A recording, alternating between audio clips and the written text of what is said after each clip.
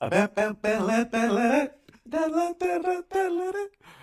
Exactly. having fun. Yeah, guys. Welcome to Save the Date. One of your hosts, Heath. What's good, everybody? This is Jamie O. Yeah, we're talking about having fun and being playful on dates. Actually, the whole title is Humor and Playfulness in Dating, Why Fun Matters. And fun does matter. All fun matters. Doesn't it? Doesn't it? Who likes being bored? Who likes being stuffy and stiff? And man, I do.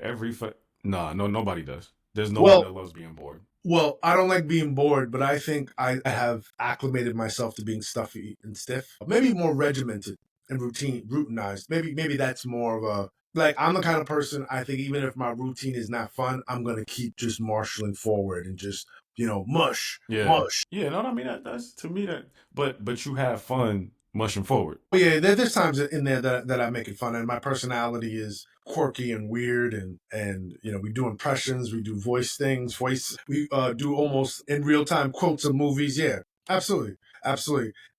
I would hope that people do find fun on dates. I think so much of what we talk about when we talk about dating, especially in the social media sphere, excuse me, is very serious. You don't really see a lot of playfulness or joy coming from people's spaces. Now, I do hear some joy. It's usually related to sexual intercourse or coitus or sex. Some pleasure, some kind of But pleasure, yeah, something. pleasure, like kinks, BDSM, and the fun stories that people have. But I really don't hear a lot of stories of playfulness or just routinized fun that people have. Some of it may be related to a trip or a vacation, or we went, my favorite spot, Turks and Caicos, went to the Bahamas, and it's all this produced fun that is supposed to be a part of some kind of wild take you there experience. Great, don't knock it. I'm not going to yuck someone's yum. Hey, great. But I do think that in your everyday dating, which most people have, which I think the average human being should experience or could be experiencing, there's just so much opportunity to be playful and joyful and just tease and whether it's sending everything from something small, sending memes to each other, and gifts to more of the high produced dates that can be fun and exciting to something that is just produced to be fun and exciting. Oh, we're going to go to a stand up comedy class and do stand up comedy together at the end of the class, or we're going to go to activity at a park where we're going to do like little kid games as 30-year-olds, right? So we're going to do duck duck goose, red light, green light, 1 2 3. These are things, dude, you get back into them old school games. I mean, they even done experiments on this where they had some older people in their 80s or 90s and say, hey, let's do an experiment. Let's say it's 1950 and you have to have dinner ready by tomorrow. And people start to perk up and they start to move like they were in the 1950s when they were in their 30s. It's almost like a psychological phenomenon, right? You play music from that age and you start dancing like you used to dance in the feast. And so there's so much to be said there as far as finding ways to identify and be playful. So, the whole thing of doing children's games, a duck duck goose, red light, green light, 1 2 3, manhunt, tag, freeze tag, the Oh floor no. is lava.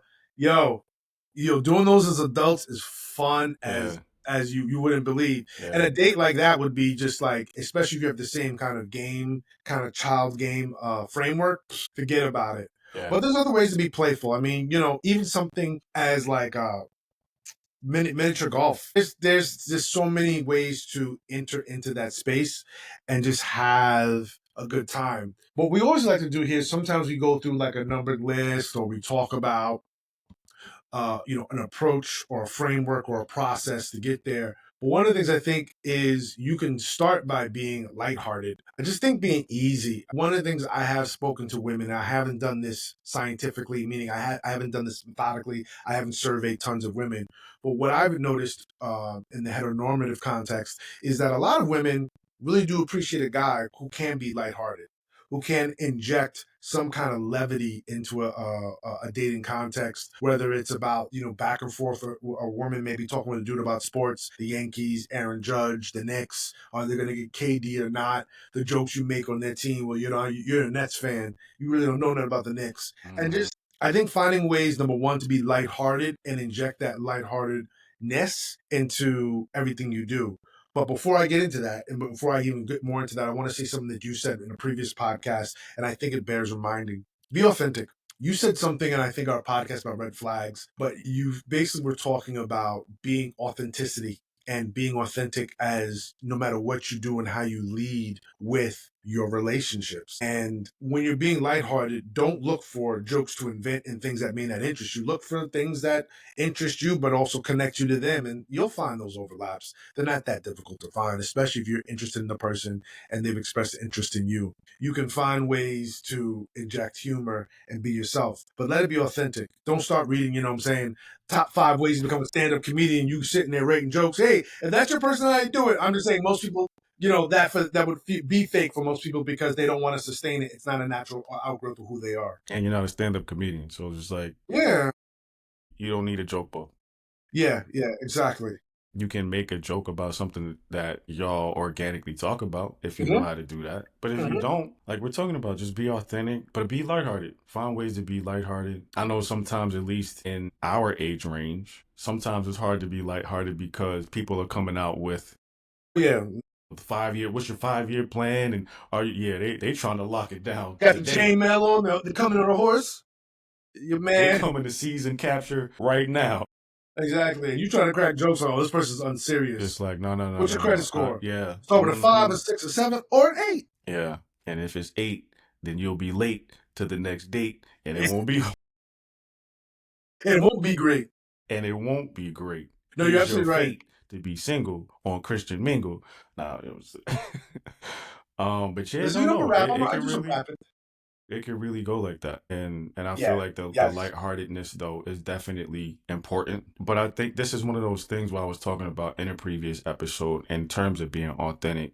Yo, you gotta be okay with not having game. And like, yo, if you're in a situation where this as a man, if you are interacting with a woman who has charisma, and we've talked about this before, how women can be Yeah. charming. And if you're around somebody that has that charisma, has that charm, and you feel like they are lapping you personality wise, yo, it's okay to bow down to that. You Yeah. got to learn how to Yeah. be okay with Yeah. that situation in that scenario. You don't try to dim the light Yeah. because it's not for you to do that. You just learn how to be yourself in context with that person. And if Mhm. that makes you feel awkward, I always say, bro, being honest about how you feel and where you are is such a great conversation starter. It's the vulnerability we talked about before. Like, I remember a time when I actually said that to somebody, like, man, I feel like you got so much more personality and charm and charisma than me. And it just turned into a conversation about what she thought about me and me contextualizing what I thought charisma was and personality, and her showing me like, yo, now you actually do got personality too. It's just Mhm. yours is like this.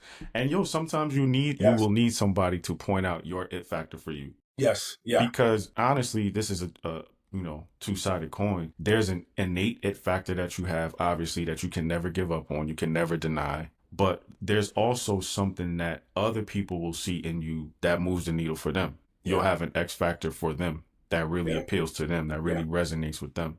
I agree. So, and you got to be aware of both of those things. So you can have your own innate confidence that comes from what you know about yourself, but there's also the other side of that coin when somebody points out to you, no, Yeah. actually, you're dope in this kind of way, Yeah. and it gives Yeah. you a added layer of confidence or another Yeah. look layer. Yeah, absolutely. I love that. I love that because for those who don't know, popular concept that Jamie has been espousing for quite some time now is this idea of the it factor. That there is one or two things that basically are at the foundation of why people may be attracted to you. And attracted is not just romance. It may be also at your job, at a volunteer organization, anywhere you go, your family members. Some people's it factors, they're great organizers. They know how to organize anything, events, homes, ideas. I mean, you give them something to organize and it's going to end up in a structure that's just not only effective, but also, I would say, beautiful. Whether it's an org chart for an organization or how we need to plan operations for this surprise bake sale for the soup kitchen, because we're going to try and fundraise for the local soup kitchen. They will just create an organizational setup or framework to get work done that's just going to be great. Other people's it factor is their looks. Other people's it factor may be their eyes, their skin. It could be anything that can be your it factor. And so that's what we say is your it factor, because it's really what is at the crux or the core of why people mess with you, why people find themselves to you or find themselves sticking around with you or looking out for you, looking for you because there's something you bring to the table that makes them feel good, makes them feel worthy, makes them feel empowered. Now, worthiness we know ultimately comes from yourself, but you may generate that out of somebody. And that's okay as long as it doesn't replace their own sense of worthiness. So, going back to playfulness, though, I want to say this too. I think getting back to some of the IRL games we used to play back in the days are just great. Like, yo, a game of Uno. I was just thinking about that, bro. The Yo, a only thing game of about Uno. Uno is if somebody call Uno and you throw out that draw for, yeah, the day is over. I don't ever want to see it could go left too. No, yeah. I mean, Uno, playing cards, Uno, bid whisk, spades, Spades, yeah. Some all that tunk. stuff. Yeah, all of those activities that I believe, like, I think my parents met at a big whisk game, some kind of card game Hmm. back in the late 70s. That's a big thing. That's what people used to do to get together and crack jokes and be feeling each other, pouring drinks, flirting, having a grand old time. Yo, you'd be surprised what that can mean for you as far as you just vibing and having a good time with somebody. Getting back into board games, Monopoly, Trouble. Yo, it seems quirky, it seems stupid. And again, I think that the dating scene, as you just said, has become too overly serious because everything now is about the investment you're making in me. Everything's about, are you going to do right by me? Everything becomes about the super produced outcomes that need to be present for me to know that you're worth my time and I'm worth your time, or vice versa. Out the And gate. out the gate, Yeah, you out gotta the you gate. need to see that investment out there. Like what? Yeah, Somebody's I gonna need, I give you need a to. promissory note about how they gonna Yeah, show up every day. Like who's gonna do that when they first meet you? and people say, no, for you to date me, I need to know that you can put 5 G's in my hand. I need to know that you gonna break me off with that bomb head. I need to know you can throw it back. I need to know. I need to know. I need to know. And Tell me, baby girl, cause I need to. know who's that? Who's Mark Anthony. Mark Anthony? Yeah. Mark Anthony got bops. He got bops. But you don't see any kind of joyful, playful kind of communication happening with people because, again, like we said in the previous podcast, people are numb. People are numb. They're over the shenanigans. I spent my time with my first boyfriend. I spent my time with my first girl. I gave her the best 5 years of my life. And we all have stories like that. People who help people through education, put you through college, put you through law school for them to turn around and say, yo, you're a real one. And next thing you know, they're often married to someone else. Yeah, I done heard stories like that, and Jay, I know you done heard stories like that. And so now everyone has been robbed robbed of their creativity and their playfulness on dates. But getting back into that, I believe, allows you to reconnect around joy and fun as opposed to reconnecting around the next to-do list item. Yeah. Now, I'm not saying don't go to no date and your credit score starts with a 6 or a 7 or whatever you want to say, and wherever it's at. I'm not saying don't work on those things. You should have these other ducks in a row. Ideally, especially if you're talking about long-term coupling, you want to be able to put your best foot forward financially. You want to be able to push your best foot forward from a plan and execution standpoint. But what I'm also saying is don't lose the fun. Yeah. Don't lose the opportunity to go to a wave pool. Don't lose the opportunity to go to a pajama jammy jam. Don't lose the opportunity to go to people have like forgot what they used to do back in the day, like the bubble parties. Yo, some of that stuff was fun, man. Now I know for myself, I don't do some of those things because I ultimately had times I had to realize I had a little social anxiety. Because of my childhood upbringing, some of the ways in which I was programmed or allowed myself to be programmed or continued to build upon a program I was given. So there's certain things that I have to get back into that allow for fun and joy to come in because I could definitely be procedural, And especially when it like you comes to a said, date. there's nothing wrong with that if that's how you get down. Yeah, there isn't, but there is a lightheartedness that I have in my heart. Things that make my heart skip a beat in a good way, right? And allow me to think about fun times. And it doesn't always have to be introspective and, emo And and, heady and all of yeah, that. Yeah, heady, yeah, no, I yeah, feel you. You yeah. know what I was just thinking, bro? People need to get comfortable being corny again. Yes, We yes, we need to get comfortable with our inner corny. yes, because we're too cool for school now. Yeah, We are yeah. too cool for school. And there are some innately cool people, but let those people be them. Most of us are really corny. Most of us Oh, really of ain't got course. ain't got no game. Most of us really don't have like a really polished script. of Yeah, questions or answers or things that we could talk about at any given moment. And if we yeah, do, it's probably something too scripted. It's probably something that is like you can't sustain. You know what I mean? You're gonna feel the disingenuousness and the yeah. inauthenticity from it. Yes, because it's not part of your personality. Somebody's gonna feel like they're on an interview because it's like, yo, you these questions are asked in a canned way. Like Hmm. there's not even room for me to answer authentically or Yeah, organically. yeah, So I mean, I think we need to learn how to get back to being corny. And like I yeah, talked about before, an honest mistake, putting your foot in your mouth, it could be a great way to yeah. break the ice. That's actually been researched, right? People who like people and then that person they're liking falls down, spills some pencils, it actually raises the attraction in that person. And it's Well, I from didn't even some, know that. yeah, yeah, no, there's a research on that. That I mean, people be over here dropping pencils on purpose. Like, no, I don't like you. Yeah, This don't do isn't that. gonna Again, because exactly. that's not authentic. Yeah, You're forcing exactly. it. You're Yeah, forcing it. exactly. No, it's they find if someone's attracted to someone and then someone does something like they trip and almost fall, catches up, almost fell. That little somehow humanizes that person in the person in the other person's eyes and the person who's being their admirer, the admirer's eyes, and it increases attraction. Yeah, Something I think it about being makes. corny, right? That person, you would think it'd be, oh, when he swooped down and saved those pigeons, or, there was going to be a bank heist and he busted up that bank heist, or she, kicked down the door waving the 404. All you heard All was, you heard was, yeah. No, not those things. It's people who are in these almost pratfall sitcom silly moments of making a mistake. And it's just like, oh, it humanizes them. Oh, that person makes mistakes like I do. It increases the attraction. yeah. That's why I'm such a big proponent of that kind of vulnerability and a hardcore advocate for it. Because, like I said, I've seen it to where when you are open and honest about maybe some of your flaws or a mistake that you've made in some kind of way, like you were just talking about, people do look at you. You become more real to people, more tangible. Like Yeah. the version of you now that they see is something that they can relate to because they're like, this person is not perfect. Yeah, So they're yeah, not yeah. going to expect that from me. I can feel more comfortable to let my hair down and show my flaws because they're showing theirs. That's actually something that I do try to do when I meet new people. And I feel like in the past I've done that where I will lead with being corny or I will lead with something that I feel like, all right, let me let them know this about me, a quirk about me, and name it so that they can feel like they don't have to be perfect or Yeah, yeah.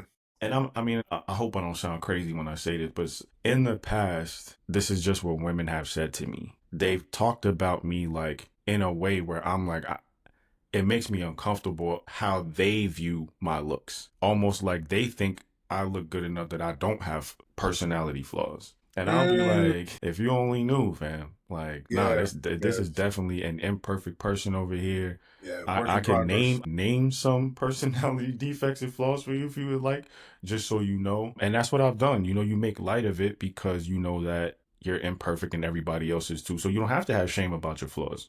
Yeah, But again, I think what I've seen happen is it makes other people let their guard down too. I agree. And that's where vulnerability meets vulnerability. Y'all actually start building and you can actually assess in a more clearer way where things should go. I It's like, agree. yo, you know, actually, we really got friendship energy. Or you were talking about this thing related to business, and that sparked my interest. Not really looking at you in a romantic way, but can we talk more about this business opportunity? If y'all are just being vulnerable and real with each other, like it Yes. really helps forge things ahead in a proper and clear way. Yeah. Now, if you were 6'4", do you think they would look at you as somebody? I mean, listen. I'm gonna put it to you like this: they'll either be looking up or they'll be looking down. Do with that information What you will? what you 6'4". I don't need to have a personality. Six at four. all, at all. You I doing what don't I need play say? for. What's that do? You're going. You're going. Yeah, 6'4". If I look at you, you're going. Yeah. And that's what the data says. So I'm coming out. If I was 6'4", I'm coming to dates with like a cape on, Facts. like a straight up like the joints kings used to wear in like England. Joint drapes down, the long train of like the felt robe with the Harley like race. what the. I just finished. I'm laughing because I really just finished watching his Hulu Dark Side of the Ring last week. Yeah. Yeah, Yeah. exactly. And the King Harley race Yeah. with the tigers, the tiger fur at the bottom of the train. Yeah, Yeah. yeah, Legit. yeah, yeah, yeah. 6'4", then you You definitely. come out however you want. Yeah, exactly. Mismatched shoes. It doesn't matter. Yo, if I was 6'4" right now, I would go on a date dressed like Pee Wee Herman, just like the gray suit with With the the high white. waters. Gotta have the Quite high true. waters, the red bow tie. The red ball. I was curious. I'm curious right now if I was 6'4", if I would do that, if I would end up on dates. Put Like some white definitely, stripes in your beard, look like a zebra. It would not matter, bro. yeah. You come out and be like, oh, so I'm 6'4". So basically, what I do for a living is, I'm actually still in the basement, trying to figure it out. You well, your know, I mom's basement. don't I have a said a bed frame, basement. I just never a said it was my basement. mom. Didn't have It's a to basement. specify whose basement. You're I asking too didn't many questions. exactly. You know, the bed frame hasn't come yet, but you know, we're working through that. Smelly Tims and the socks is right by the foot of the bed, air mattress. But you know, we working on that. This suit I literally purchased from the auction after the actor who played Pee Wee Herman passed away.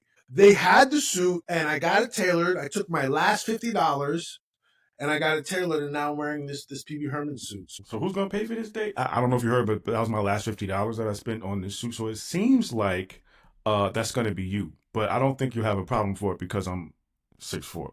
Uh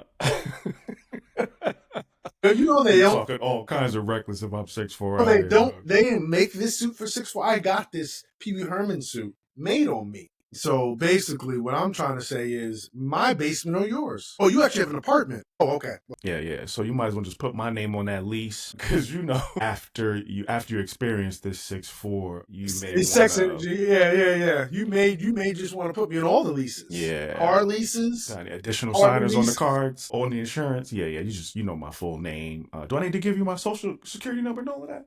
You know, it's so crazy we talking about this, but I know it's some women listening like, man, I was a victim of that. Oh, I yeah, done yeah, yeah, experienced yeah. that. Oh, yeah. I I didn't go thought through the that six rabbit four hole. nigga was gonna be the end Yeah. all be all. You Got know, wrapped up in that and yep. still trying to repair my credit, messing Yeah. around with six I was four Alice, and let me tell you, it was not a wonderland. at all. That rabbit hole was deep, too deep. So that shit might have been led to Sheol, led to the land of the spirits, the walking shades. Where there was much weeping and gnashing of teeth.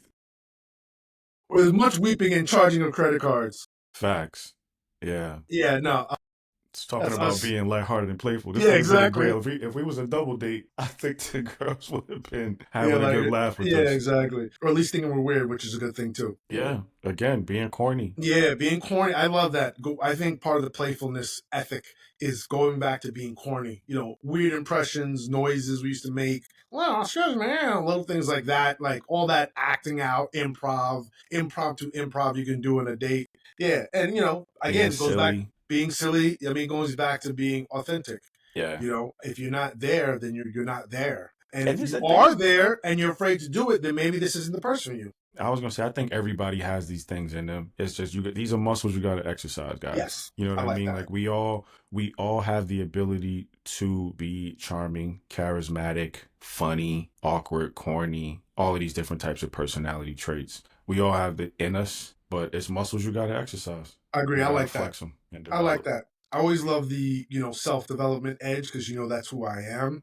And I also think to encourage people. Like I used to tell people, everyone has a sales voice. Now there's people who are natural salespeople who then build upon those instincts and become behemoths out of Master salesman, yeah. yeah, master salesmen.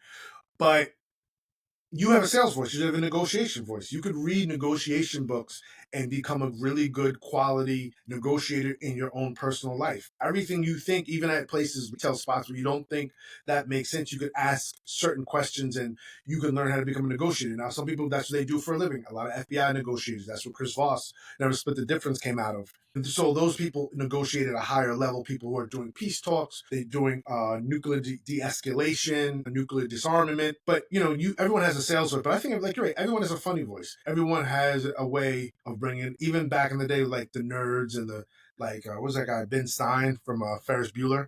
But like even those dudes, like they have their way of like getting to the ha ha. Mm-hmm. That's unique to them. Dudes with robot voices like, did I make a funny? Did I do that? Now listen. If if Woo! if that if that can go viral, if that can be a pop culture moment, the corniest dude in the world, a nerd, bro, became one of the most Yeah. popular TV icons in the Did the world. Urkel dance with B. Arthur. Son, Classic, like classic that's him. actor. Yo, when you think about it, son, him and Carlton being the nerds that they were became like Black super dude. big. Yeah. You TV icons. like this?